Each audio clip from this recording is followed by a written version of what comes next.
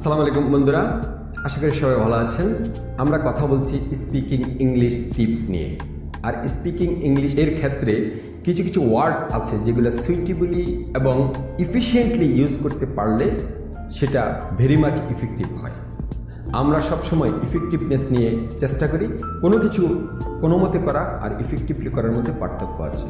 So that আমরা regular যে সমস্ত শব্দগুলো ইউজ করি সেগুলো যাতে সুইটেবলি অ্যান্ড ইফেক্টিভলি ইউজ করতে পারি, সেজন্যই এই ধরনের আলোচনা। So today will discuss about the application of words by and until. আগে বলে নিচ্ছি, until is very very similar to the till. So let's start to discuss about the word by.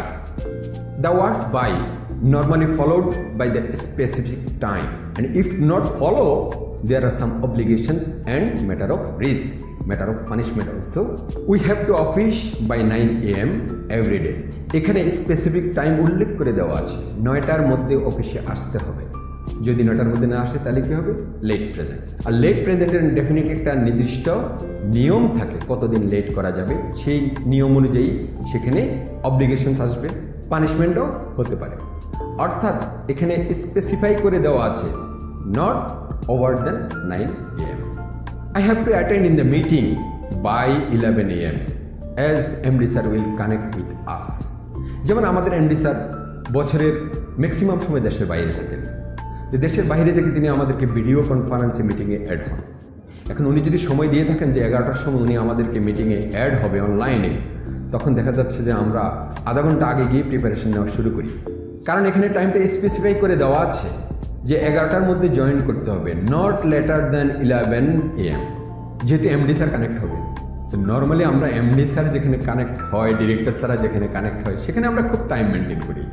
অন্য ক্ষেত্রে দেখা যাচ্ছে যে মিটিং কল করার পরে শুরু হয়ে গেছে, যিনি মিটিং কল করে অথবা এইচআর অ্যাডমিনের লোকজন, অ্যাডমিন ম্যানেজার ফোন করছে, স্যার মিটিং শুরু হয়ে গেছে আসেন, এরকম অনেককেই ফোন করতে হয়। বাট এমডি স্যার যখন মিটিং কল করবেন বাই 11 মিনস 11 AM, সোজা কথা। তাহলে এই ধরনের স্পেসিফিক টাইম যেটার ক্ষেত্রে ব্যত্যয় ঘটলে পানিশমেন্ট হতে পারে, অব্লিগেশনস আসতে পারে। কারণ এমডি স্যার কানেক্ট হওয়ার পরে যদি বলে যে এই মিস্টার অমুক কোথায়, মিস্টার এক্স কোথায়, মিস্টার ওয়াই কোথায়, তাহলে সেটা কিন্তু অব্লিগেশন হবে, সিনসিয়ারিটির বরখেলাপ দেখা যাবে। তাহলে সেই ক্ষেত্রে সেটা নর্মালি আমরা করি না। তাহলে এই ধরনের স্পেসিফিক টাইম মেনটেনের ক্ষেত্রে we will use the word by. This product has to be used within 15th of next month, otherwise date will expire.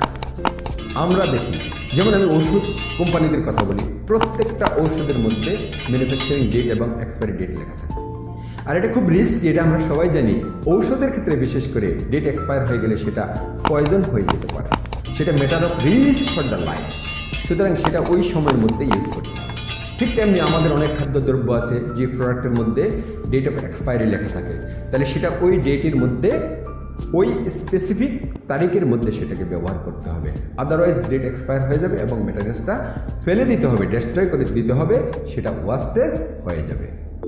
সুতরাং আমরা বুঝতে পারলাম by the time, that means specific time, সেটাকে মেনটেন করতে হবে, otherwise there is subject to the obligations and rules violations and matter of risk. এবার আসি until or till. ইতিপূর্বে আমরা একটা ভিডিওতে অলরেডি আলোচনা করেছি স্টিল ইয়েট অলরেডি, এই তিনটি শব্দের ব্যবহার নিয়ে। সেখানে স্টিল যেখানে, সেখানে স্টিলের যে অ্যাকশনটা, অ্যাপ্লিকেশনটা, সেটাই এখানে আনটিল বা টিলের অনেকটাই কাছাকাছি। এটা একটা রেফারেন্সের জন্য বললাম। যারা স্টিল ইয়েট অলরেডি ভিডিওটা দেখেছেন তাদের জন্য এটা বুঝতে আরও সহজ হবে। তাহলে now still and till, it's use normally the situation where the task action is continuous, running or continual process, that means not it finished. তাহলে একটা এক্সাম্পল দিচ্ছি, you should wait until my boss reaching in the office. আপনাকে ভাই অপেক্ষা করতে হবে আমার বস অফিসে না আসা পর্যন্ত। আনটিল অর্থাৎ বস অন দ্য ওয়ে, যেহেতু বস অফিসে আসবে না এরকম কোনো ইনফরমেশন নেই, সুতরাং ধরে নিচ্ছি যে বস আসবে, হয়তো ট্রাফিক জ্যামের কারণে বা কোনো কারণে একটু দেরি হচ্ছে। তার মানে বসের সাথে একজন কেউ সাক্ষাৎ করতে এসেছে, আগে শিডিউল ছিল, উনি হয়তো 9টায় চলে এসেছে, বস এখনো আসতে পারেননি। তখন উনি যদি বলে যে ভাই আমি কি করব, তখন বলতে হবে যে you should wait until my boss is reaching in the office. Boss না আসা পর্যন্ত, until or till, you should wait. My boss or my MD sir will oversee us until 31st December this year. এখানে কাজটা কিন্তু শেষ হয়নি। বস 31শে December পর্যন্ত দেশের বাইরে থাকবেন। এখানে অ্যাকশন অনগোয়িং, স্পেসিফাই করে দেওয়া আছে, বলা আছে, একটা টাইম ফ্রেম বলা আছে। এখানে কিন্তু টাইম ডিউরেশন বলা আছে যে 31st ডিসেম্বর পর্যন্ত বস দেশের বাইরে থাকবেন। Then normally I sleep until 10 AM on Friday as it's my off day or holiday. Normally আমরা যখন যারা চাকরি করি, বিশেষ করে যাদের যেদিন সাপ্তাহিক ডে অফ থাকে, উইকলি ডে অফ থাকে, সেদিন আমরা একটু সকালবেলা বেশি ঘুমাই। তাহলে এখানেও জিনিসটা একটা টাইম ফ্রেম বলা আছে, ফিক্স আপ করা আছে, কিন্তু এরকম না যে অ্যাকশনটা শেষ হয়ে গেছে। আমি নর্মালি শুক্রবার একটু বেশি ঘুমাই, অর্থাৎ every Friday I have done this and every Friday I will do this. অর্থাৎ অ্যাকশন বোঝাচ্ছে ongoing, not yet finish. In such case we will use until or till. আশা করি আপনারা বাই এবং আনটিল অর টিল কি জিনিস সেটা বুঝতে পেরেছেন। তবে একটু সামারি করছি। The words by we will use where there is specific time, specify that time. If not follow the specific time or specific rules, there is the matter of obligations, risk and punishment, rules violation. And the word until and till, action ongoing up to some duration of time. What's not yet finished, but it looks continual process, continuous up to some time duration.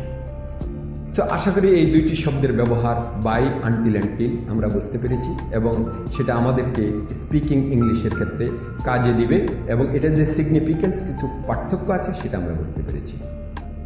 If you have any question, put your question in comments box, will try to give the answer ইনশাল্লাহ।